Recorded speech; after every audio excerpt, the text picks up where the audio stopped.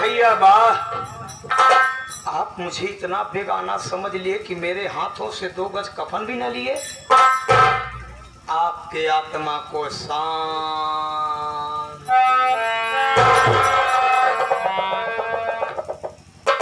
चिंता ना करो भैया, ये जिम्मेदारी बहुत जल्दी निभा दूंगा मैं।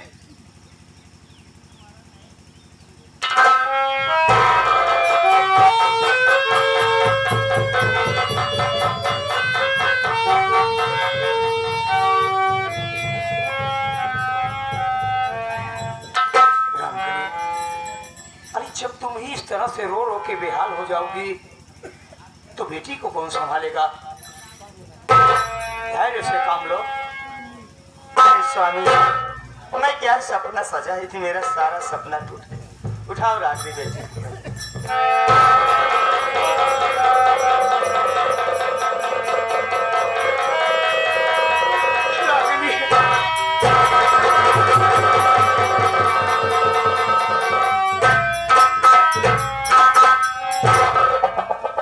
मत करो बेटी, तेरे बाप नहीं तो मैं ही हूँ, तुम्हारा बाप समझ लो। जब तक मैं हूँ तब तक कोई कष्ट नहीं होगा बेटा।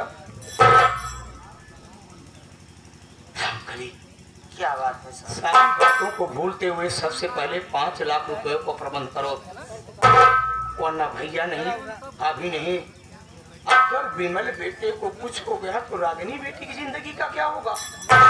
सही कह रहे हो स्वामी जी, अब सारी जिम्मेदारी तो हम ही आपको करा देंगे। अरे पागल, जिम्मेदारी निभाने के लिए तो हम ससुराल में पड़े, वरना हमारे घर नहीं क्या? भाभी माँ पहले ही घर छोड़ के चली गए, आज भैया भी शहीद हो गए। अरे भूतकाल भविष्य काल के चक्कर में मत पड़ो, वर्तमान काल देखो। स्वामी जी, जिसे मैं आपसे कुछ बात कहूँ मुझ पर नाराज तो नहीं होंगे आप? अरे मैं इस परिवार के लिए मेरी जान हाजिर है, कैसे नाराज मैं हूँ? स्वामी जी, जब बेटी की सुहागी ही नहीं सलामत रहेगा तो मैं सारा गहना पहन के क्या करूंगी स्वामी? मैं कुछ समझा नहीं रामकली। स्वामी जी, मैं ये कह रही हूँ, ये सारा गहना हमारा ले जाइए, आप बेच दीजिए, बेचकर विमल बेटे की इलाज में लगा दीजिए। अरे स्वामी जी, सारा श्रृंगार तो आप हैं, आप सलामत रहेंगे तो बहुत सारा गहना बनेगा। अरे वाह रामकली वाह, आज मैं बड़े फक्र के साथ, घमंड के साथ, गुरु के साथ कह सकता हूँ कि मैं तुम्हारा पति हूँ।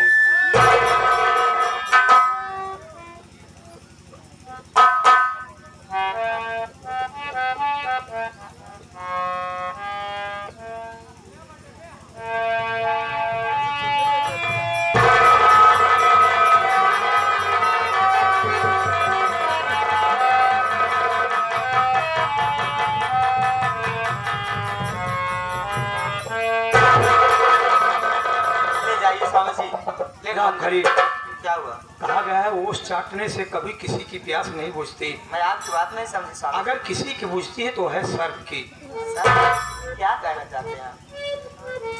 मैं आपकी बात नहीं समझ रहा हूँ।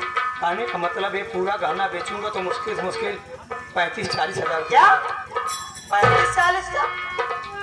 अरे आप सोचिए, सोना कितना महंगा है। 95,000 10 ग्राम। कितना सस्ता बिचेगा बताओ? पूरा ओरिजिनल नहीं। ओरिजिनल नहीं है? अरे तो मुझे लोकल पहरा के घुमा रहे थे। ओरिजिनल रहता तो हाथ में कटोरा भी न रहता। अरे आपके पिताजी जो कंगन दिए थे मोछप ताव देके कि उनकी बड़बड़ करने की आदत तो साला पीतल। अब क्या होगा, पैसा कहाँ से बंदोबस्त हो बताओ? जो रागिनी बेटी से पूछता हूँ उसके ससुराल में कोई। रागिनी बेटा, तुम्हारे ससुराल में तुम्हारी सासू माँ का गाना होगा, तुम्हारी ननद का गाना होगा, ले आओ मुझे दो जल्दी। फूफा जी, हमारे ससुराल में किसी के पास गाना नहीं है, मैं कहाँ से ला के दूंगी? रामकली, स्वामी जी, आप तो कहते हो आपके दोस्त सब बिजनेसमैन हैं, किसी दोस्त से बात करिए और रागिनी बेटा का पैसा दिलवाइए ना। एक बात सुन लो रामकली, जब इंसान का बुरा वक्त आ जाता है तो इंसान ऊंट पे बैठा रहे, जब भी कुत्ता उछड़ के काट लेता है। जब इंसान का बुरा वक्त आ जाता है तो यार नात रिश्तेदार सब कतराने लगते हैं। फूफा जी, हाँ बेटा, मैं आपसे एक बात कहूँ, बताइए। ओपन करो। हमारे पापा भी इस दुनिया में नहीं है। हाँ। हमारी मम्मी भी नहीं है। हाँ हाँ। तो प्रॉपर्टी के मालिक कौन होते हैं? बेटी ना हाँ हाँ, माँ बाप के न रहने पे प्रॉपर्टी के मालिक बेटा और बेटी होते हैं। तो मैं आपसे यही कहूंगी कि उसी में कुछ जमीन बेच के आप मुझे पैसा दिलवाइए ना कहीं।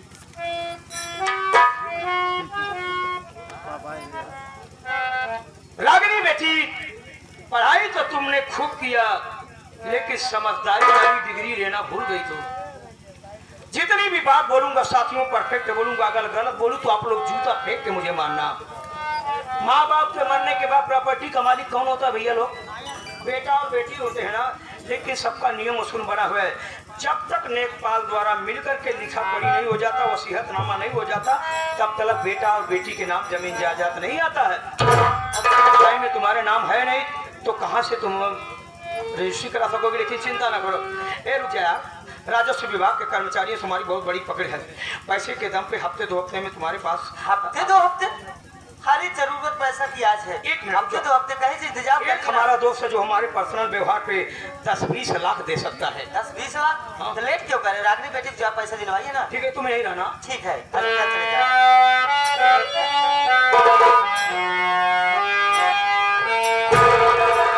हे भगवान, न जाने किसकी नजर हमारे परिवार पे लग गई है मालिक। हे परमेश्वर, आपसे प्रार्थना कर रही हूँ मेरी बेटी को सलामत रखना मालिक।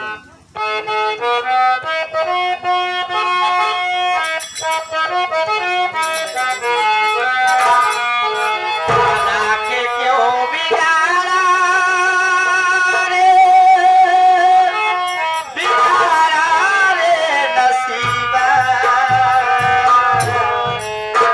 ऊपर वाले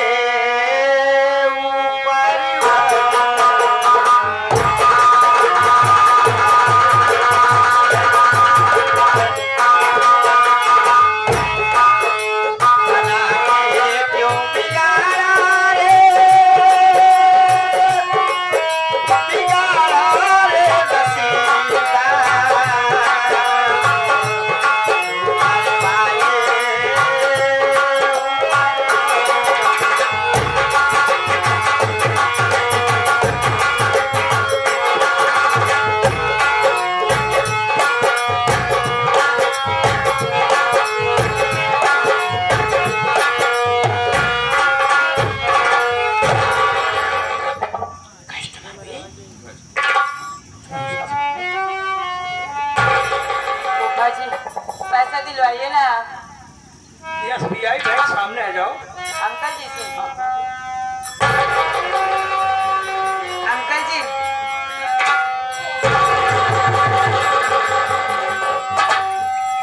मेरी बात सुनिए ना अंकल जी।